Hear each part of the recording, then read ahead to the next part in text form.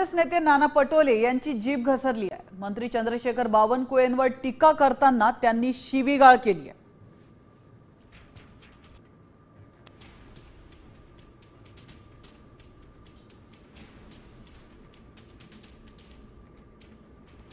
क्या एक मंत्री आया था बावनकुळे, वो बोल रहा था कि तुमने हमको चुनके नहीं दिया तो पट्टे नहीं देंगे, तो तेरा बाप का राज है।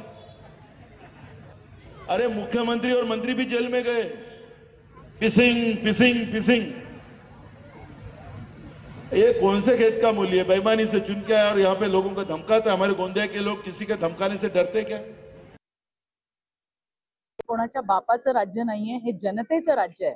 मला वाटतं नाना पटोलेंनी याची चांगल्या पद्धतीने माहिती घेतली पाहिजे। आपण काय बोलतोय, जनतेच्या राज्यामध्ये जनतेच्या हिताचे निर्णय घेण्याचं काम हे बावनकुळे साहेबांच्या माध्यमातून त्या ठिकाणी होतंय। त्यामुळे अशा पद्धतीचं चुकीचं वक्तव्य करून हा लोकांचा, जनतेचाच अपमान आहे असं मला वाटतंय। देश विदेशातील प्रत्येक घडामोडींचे लाईव्ह अपडेट मिळवण्यासाठी आता साम टीव्हीच्या सर्व सोशल मीडिया प्लॅटफॉर्मला लाईक, फॉलो आणि सबस्क्राईब करा। तसंच सर्व नोटिफिकेशनसाठी बेल आयकॉन प्रेस करायला विसरू नका।